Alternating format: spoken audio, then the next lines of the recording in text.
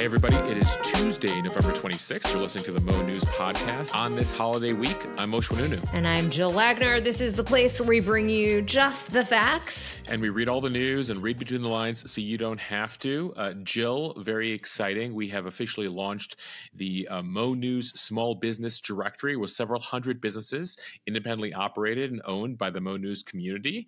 So that is live now over at mo.news/shop-small. Told you about it last week. If you're a Mo News Premium member, you can sign up your business to the directory. So that is now live for everybody. So if you haven't gotten your business in, that's available to premium members. Otherwise, you can begin to peruse businesses here in America and around the world, part of the Mo News community, of whole variety, more than a dozen different areas, from lifestyle to beauty to business consulting. Definitely check them out. A friend of mine who works in dermatology told me that he joined Mo News Premium just so he could be a part of the small business directory. And I was like, come for the small business directory, stay for the news, stay for the weekend news, stay for the quizzes. There's some good stuff. We're trying to ensure that, especially if you need a break from the news, that we continue to offer a wide diversity of offerings here at Mo News. So whether I see here in the directory, there are members of the community that help with Disney travel consulting, cool arts and crafts, as you mentioned, dermatology, landscaping. We got it all. Again, over at mo.news/shop-small. All right, Moshe. And with that, let's get to the headlines on this Tuesday before Thanksgiving. A look at the weather on Thanksgiving Day as tens of millions of Americans are traveling over the next few days. The headline: it's going to be wet and cold for many of us. Some areas in the Northeast are expecting snow. Overseas, a ceasefire deal could be close between Israel and Hezbollah that could end the 13-month conflict. In U.S. politics, Special Counsel Jack Smith has dropped 2 federal criminal cases against President-elect Trump. He explains why. And President Biden presides over his last turkey pardon. We tell you about the 2 lucky turkeys, Peach and Blossom, and where they're going to be living out their days. Moshe, I feel like this is one of your favorite White House traditions. I love it. I've covered it several times when I was in Washington. And I thought about Peach and Blossom as we've been driving around here in Colorado Springs, where there are wild turkeys. So we actually had to stop in the road for a whole bunch of turkeys to pass by. And I was wondering, I was like, are these turkeys going to survive this Thanksgiving or not? Incidentally, I didn't follow them after they crossed the road. I kept driving, so I have no idea what happened to them. We're just going to assume that they're fine. They're fine. Everything's They're fine. okay. They're going to be okay. All right, from the Department of Labor, some new numbers show many families are paying just as much for childcare as they are for rent. Not surprising. As a parent of young kids, Moshe, I think that that's not surprising, probably for either of us. No, we'll have some of the numbers across the country later in the podcast. A new report shows that more and more kids are turning to weight loss drugs like Ozempic, but some doctors say it's controversial. And finally, Kamala Harris suggests that she has future plans for higher office. So will she run for president in 2028? Plus, Moshe is on this day in history. Your clue today: of all the gin joints in all the towns in all the world, she walks into mine. All right, to the news. It is looking like a cold and wet Thanksgiving Day for much of the country. Parts of the Northeast could even see some snow. A storm system is headed to the Northeast this week. Most of us in the Northeast will just see rainfall, but in parts of northern New York, Vermont, New Hampshire, and Maine, the storm could also bring snow. And it's going to be cold. Over 100 million people across 38 states will be experiencing below 40-degree weather on Thanksgiving, with parts of the Midwest expecting strong winds that will make it feel like it's in the teens. And ahead of the holiday in the Rocky Mountain region, snow could affect one of the busiest travel days of the year on Wednesday. So we're watching the national weather picture here. Snow is expected in upstate New York, the Green Mountains in Vermont, the White Mountains in New Hampshire, as well as portions of Maine. And then Thanksgiving Day, the winter storm will start to come offshore there. We are monitoring other parts of the country, the West Coast, also the Southeast. You could see some delays if you're flying out of Atlanta at the end of the week, so definitely monitor those. But for the most part, most of the country is pretty clear. At the same time, we do know that sometimes flights are canceled for minimal issues, and sometimes they try to blame the weather. So make sure you're checking your airline apps for real-time updates if you're flying. If you're some of the tens of millions who are flying, prepare for potential disruptions here. Luckily, it looks like Chicago will avoid the snow, but as a Chicagoan, if you've flown through O'Hare Airport, you know, of course, there could be delays and cancellations. Again, not weather related, but they totally throw the weather into the picture. But they totally sometimes like to blame the weather anyway. The TSA administrator saying this will be the busiest Thanksgiving ever in terms of air travel, but they do believe they have the staffing at the highest levels they have ever been. And they do believe they have enough screeners to keep security lines, the general security lines at 30 minutes or less, and the pre-check lines at 10 minutes or less. So let's hold the TSA administrator to that over the course of the next few days. In related news, you might have seen the headlines about Charlotte Douglas Airport, where service workers there walked off the job yesterday. It was a 24-hour strike. These are the workers who work on cleaning and other facilities issues. They are expected to be back at work today. It was a 24-hour strike. They held something called Strikesgiving over what they call unlivable wages. So Charlotte should be back at full capacity today, but that is something we'll be watching. All right, now to a big story that we're watching in the Middle East. Israel and Hezbollah are reportedly close to a ceasefire deal that would end more than 13 months of fighting. The Israeli Security Cabinet is voting today, and they are expected to vote in favor of the deal. If an agreement is reached, it would effectively end the conflict between Israel and the Hezbollah terrorist group, which started when Hezbollah started to fire rockets over Israel's border on October 8th of last year in solidarity with Hamas's October 7th attack, and has continued nearly every day for more than a year. Fighting escalated further with major Israeli operations in Lebanon, a small-scale invasion to push back Hezbollah, and a bombing campaign across southern Lebanon and in the capital of Beirut. The draft of the ceasefire agreement reportedly lays out a 60-day transition plan in which Israel would withdraw from southern Lebanon, where it launched a ground invasion against Hezbollah in September. Meanwhile, the Lebanese army would deploy its troops near the Israel-Lebanon border to make sure that the Hezbollah terrorist group does not reestablish themselves there, and Hezbollah would have to move its heavy weapons north. The deal also stipulates that a U.S.-led oversight committee would manage the transition period and monitor for any violations. Yeah, so there's a lot happening here. For those of you looking for a bit of context here, Hezbollah basically operates within Lebanon. They are armed and supported by Iran, but they basically get to do their own thing because the Lebanese military for decades has been very, very weak. So it'd be like, you know, a terrorist group being able to operate within here in the U.S., being able to launch rockets on Mexico, Mexico complaining, Mexico invading, and the U.S. kind of throwing its hands up, being like, I don't know what we can do about this group. That's sort of the situation they deal with in Lebanon, with Hezbollah operating there. Now, ultimately here, there is a UN resolution that dictates that Hezbollah cannot have its weapons on the Israeli border. They draw a line along a river there called the Litani River, which is about 20 miles north, saying keep all your stuff north of the Litani River. The Israelis have said every time you come south of the Litani, we're going to invade again. And that's been the issue here. Hezbollah saying, we're not going to stop until you finish what's going on in Gaza and there's a ceasefire there. Then we will stop shooting rockets. Israel saying, Gaza has nothing to do with this. You guys stop shooting rockets. Otherwise, we're not leaving southern Lebanon. So there has been this back and forth here, and the military engagement has now lasted months, this heavy military engagement. Israel, over the course of the past few months here, has eliminated large parts of Hezbollah leadership through assassinations, through that pager bombing program we told you about over the summer. One of the big sticking points was Israel wanting to say we should have the ability to re-engage in military action if we detect imminent threats, if Hezbollah is moving south again towards our border. According to the draft agreement here that's leaked out, this agreement allows Israel to do that after consulting with the U.S. And if they determine the Lebanese military doesn't deal with Hezbollah themselves. Now, again, the Lebanese military, very weak here.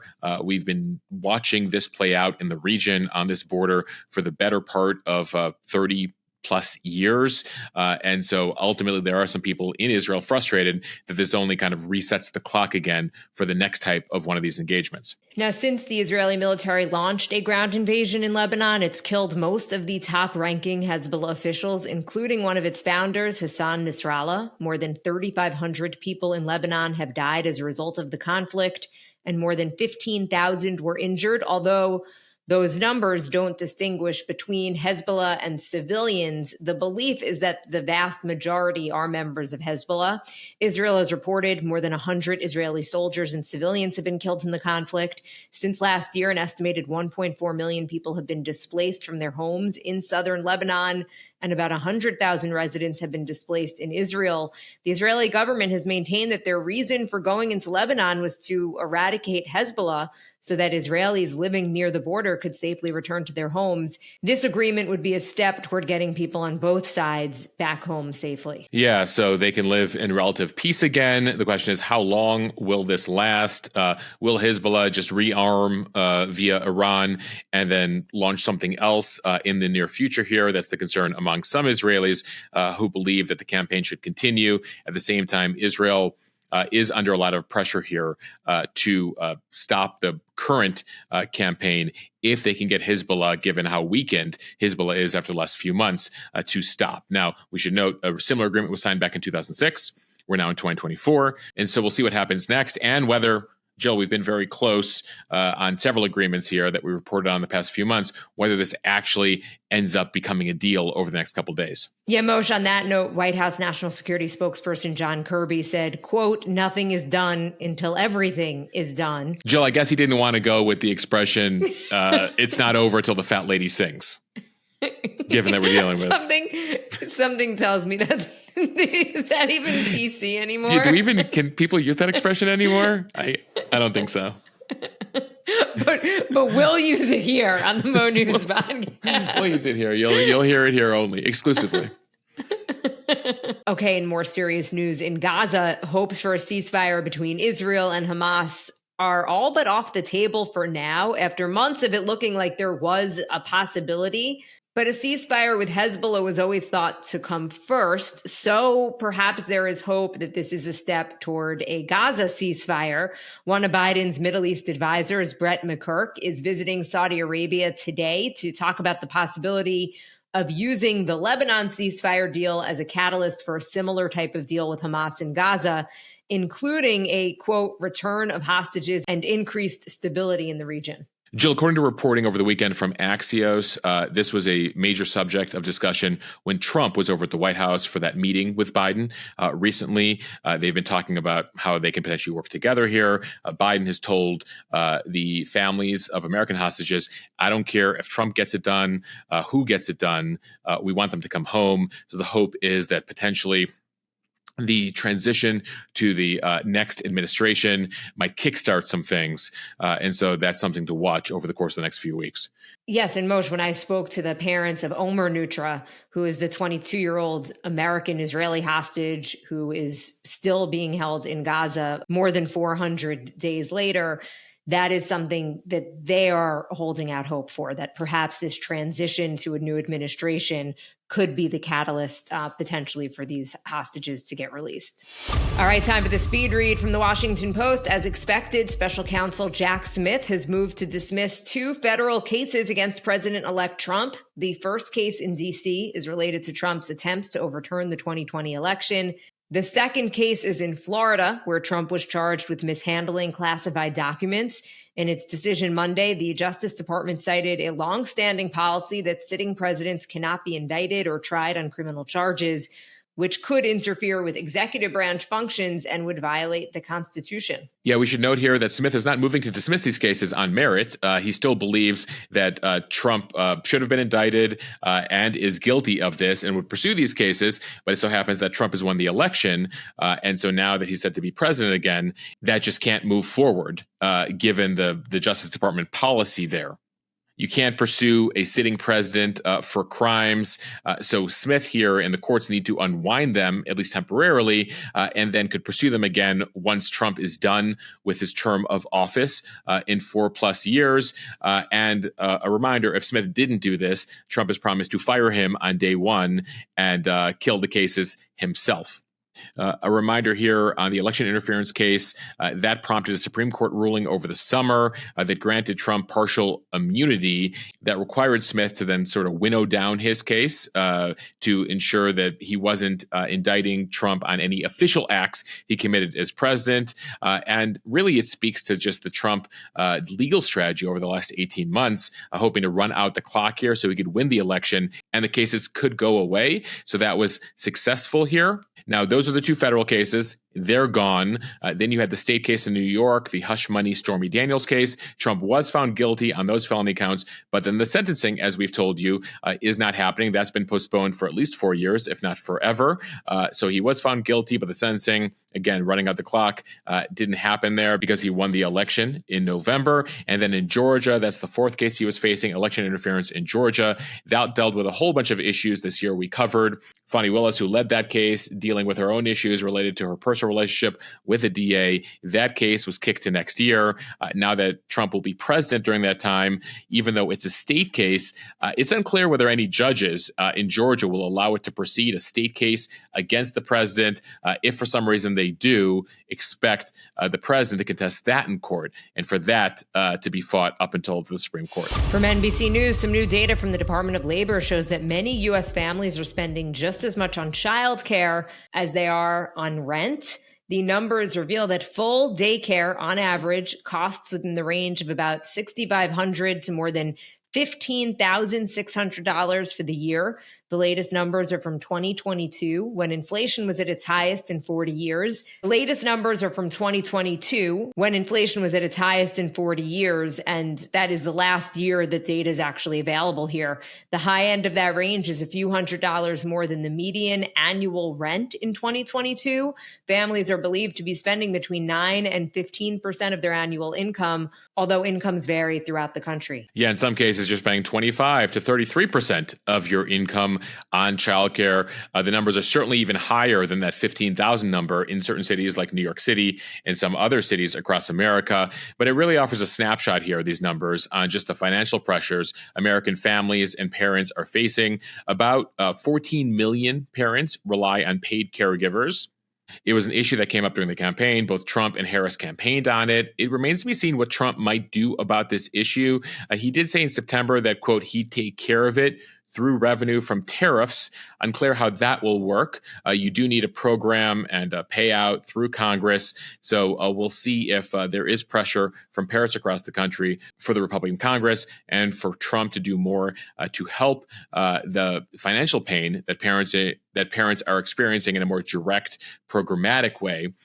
Jill, I mentioned tariffs there. We should note that a story that we're watching here in the coming days. Late on Monday, Trump put forth a number of posts on Truth Social saying he will be imposing new tariffs on Canada, Mexico, and China through an executive order on the first day of his term, that is January 20th. So this is a series of posts on Truth Social Monday.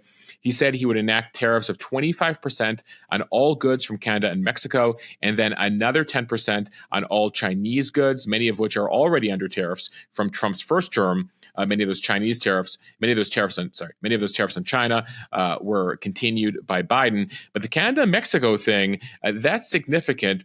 Jill, when you add up Canada, Mexico, and China, those are the top three importers to America. Trump says the new tariffs are meant to push those countries to make stronger efforts to bolster border security, crack down on fentanyl, and other issues.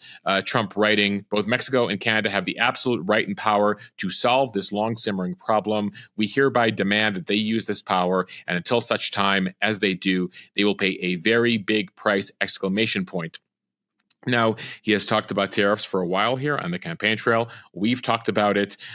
This would be very big if he went ahead with it and increased prices on a number of things across America. Because as a reminder, while we might impose tariffs on that country, the importers then would pass along those costs here to Americans. So any part, vegetable, fruit product that you get from Canada or Mexico would suddenly be 25% more expensive.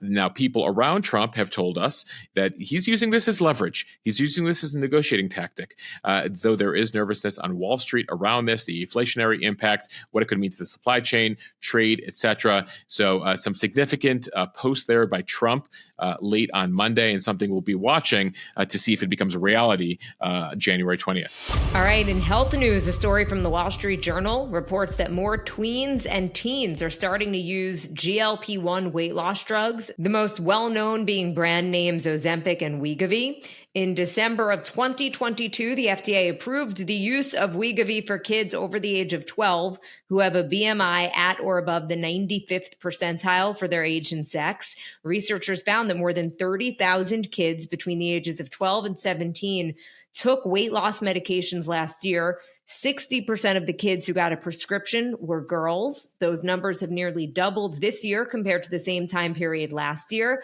But its use with minors is pretty controversial amongst doctors. Some call it a life-saving tool to combat childhood obesity in the U.S., where 1 in 5 children are obese. But others say we don't know enough about the side effects and long-term safety of the drugs. There are also concerns that these young people won't get proper nutrition for growth if they are on weight loss drugs. Yeah, there's a lot of pediatricians out there that are very hesitant to prescribe drugs to kids, a lack of the knowledge of the side effects, long-term safety data, the nutrition aspect there, Jill, that you brought up, and also concern especially about the compounded versions of GLP-1s. Their safety and efficacy have not been verified by the FDA. The issue is if some doctors won't prescribe it, some parents then turn to telehealth providers to get it for their children. There's also ethical concerns. Some of these parents are coming to them begging to put their kids on GLP-1s, possibly because of their own disordered eating or toxic relationships to weight. And the doctors here are concerned that that could then kickstart issues, similar issues in their children, or make those issues worse. Now, the parents here say, bullying, I don't want my kids to deal with that sort of thing. At the same time, apparently, some of these doctors are telling the Journal, Jill, that some parents are coming in saying, hey, my kid wants to lose a few pounds for prom. Can you get them some Ozempic? So while there has been talk about, for the worst case scenarios, putting kids on this, definitely a lot of ethical questions here and a larger debate about whether this is the right thing for kids that are not done growing yet. All right, back to politics. Is Kamala Harris eyeing the California governor's seat? Or will she make a run for president again in 2028?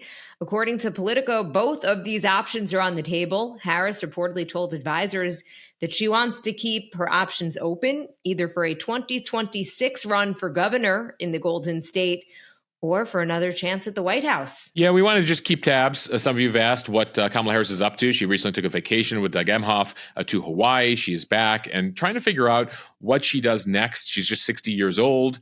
And so Gavin Newsom, the current governor of California, cannot run again in 2026. So that will lead to an open race there in California. Just 60 years old, Moshe. In the political world, she's a baby. We've only had presidents over the age of 70 going back a decade now. So yes, she certainly has some time. On the presidential front, the governor's battle, that'll be interesting. There is an interesting historical parallel, by the way. Another recent vice president, relatively recent, who lost a presidential election and then went on to try to be California governor was a guy by the name of Richard Nixon. He was VP under Eisenhower for 8 years. He was VP under Eisenhower for 8 years in the 1950s, runs against JFK, loses against JFK for president, goes back to California, runs for governor, loses the 62 governor's race, and then he does this famous press conference where he says, you won't have Richard Nixon to kick around anymore.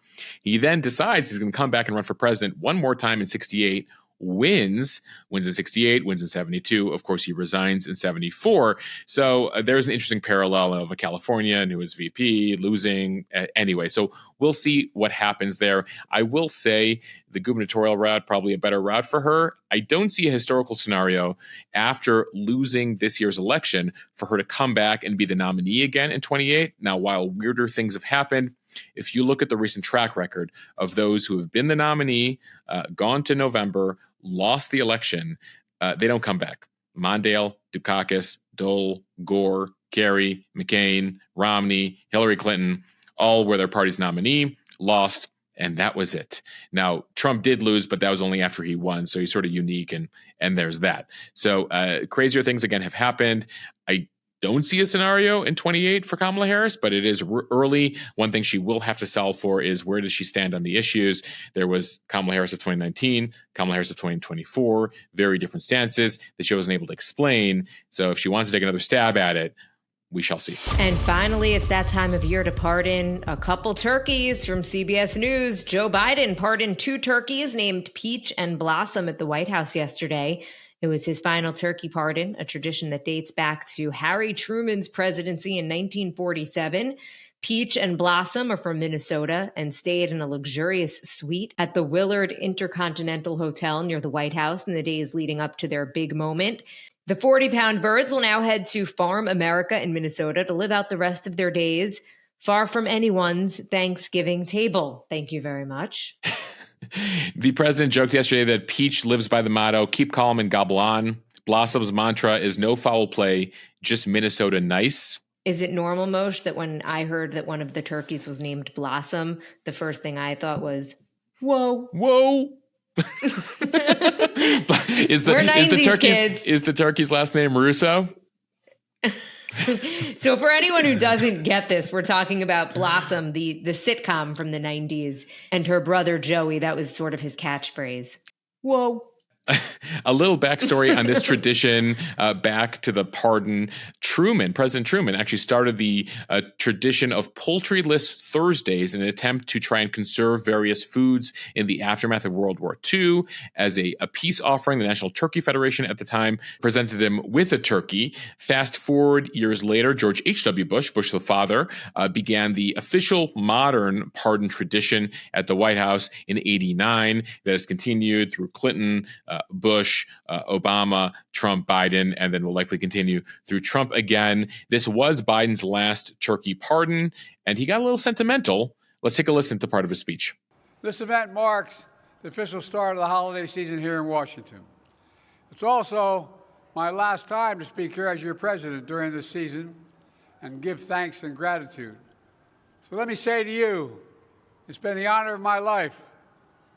I'm forever grateful. So, Moshe, maybe we found the one person who likes the turkey pardon as much as you do. President Biden. Joe Biden. Joe Biden loves traditions. He's been in Washington for 50 plus years. He's a man of those traditions. You know, in more serious pardon news, the thing we'll be watching in December and in January is what human beings will he be pardoning? There were several thousand up for a pardon. Will he make the call on pardoning Hunter, who could face prison time based on his convictions and guilty pleas there? That'll be something we're watching very closely in the more serious pardon news up until 11:59 a.m. Eastern time on January 20th when he leaves office. I will say, back to the turkeys here, always enjoyed covering this tradition. Went over to the Willard, where they legit have the turkeys stay in a suite at a very nice hotel there in Washington. Unclear if they give a bonus to the cleaning crew that has to come in and clean up after those turkeys, are allowed to jump on the bed and walk around the room. I mean, would you want to get that room after the turkeys stayed in it? No, I feel like you'd walk in, you'd find feathers. At this point, telling any of you, if you go travel to Washington and you stay at the Willard, which is a very cool historic hotel that goes back, more than a century, maybe your request, I don't want the room the turkeys stay in. But you'll never know. They'll be like, no, sir. No. You're not smelling turkey in that room. All right, finally here on this day in history in 1825, the first college social fraternity, the Kappa Alpha Society, was formed at Union College in Schenectady, New York. There was Phi Beta Kappa, an honor society, but this was really the beginning of social fraternities in the U.S., about 150 years before Animal House. Toga. That is the right movie, right? You got it, Jill. We actually did a bunch of slides over on the premium account over the weekend, asking people what posters they put up in their dorm room in college, and the John Belushi Animal House one, I remember being a classic that you saw in at least 1 out of 4 dorm rooms at least 20 years ago. All right. On this day in history, in 1917, the NHL, the National Hockey League, was founded in Canada. It at the time featured 4 Canadian teams, either the 4 original teams, the Montreal Canadiens, the Montreal Wanderers, they're no longer around, the Ottawa Senators, they're still around, and the Toronto Arenas. It would be a few years before we get the first American team in the NHL. That would be the Boston Bruins in 1924. All right, we mentioned Nixon earlier in the pod. Here's the second Nixon mention. On this day in 1973, his personal secretary, Rose Marie Woods, told a court that she had, quote, accidentally caused part of the 18.5-minute gap in the key Watergate tape. Staying with presidential news, on this day in 2000, Florida Secretary of State certifies George W. Bush's win over Al Gore in that state by 537 votes. Of course, that would go to federal court. The Supreme Court would say it's too late to do the recount at this time. We have to certify, and that would be it. So if you think we've had some close elections in the last couple of years, 2000 again came down to less than 1,000 votes in the state of Florida. The answer to your clue at the top: Casablanca premiered on this day in 1942, set in occupied Morocco during World War II. Humphrey Bogart, Ingrid Bergman premieres on this day 82 years ago. Jill, so many famous lines. I'm shocked to see gambling happening here. Here's looking at you, kid. There you go. And Jill, finally, a show that many of us grew up on and is still on TV on this day 35 years ago, America's Funniest Home Videos, hosted by Bob Saget, premiered. America, America, this is you. Does that ring a bell? Yeah, it does ring a bell. I'll give you partial credit. I feel like you're looking at me. No, I remember. Joy to come across your face, Jill, I was looking for more energy from the rendition. Oh, okay. Yeah, it felt a little like sort of like a soft, like romantic song. And I was like, no, this is America's Funniest Home Video theme song. I need some energy behind it. Anyway. I didn't give it my all. I do apologize. We're doing this on Colorado time. So yeah, well, exactly. So it's late on the East Coast, and you just don't have the gas in the tank at this point. Nonetheless, America's Funniest Home Videos intended to be a special. People liked it so much, it continued. And it has continued through more than 8 hosts. It is now hosted by Alfonso Ribeiro, better known as Carlton from Fresh Prince, still on the air in 2024. Yes, he will always be Carlton to me, as I'm giggling about turning the America's Funniest Videos theme song into a love ballad. A love ballad. I wasn't planning on singing it. America, America, this is you. All right. Thank you for listening to the Mo News podcast on this short Thanksgiving week. If you like what you hear, please share this with your friends. It will help us grow. Follow us, subscribe so you don't miss an episode, and review us in the App Store. We're grateful for you. I hope you're grateful for this podcast. So leave us a review on this Thanksgiving week, and we will be back with one more edition for you tomorrow before the holiday. Bye, everybody.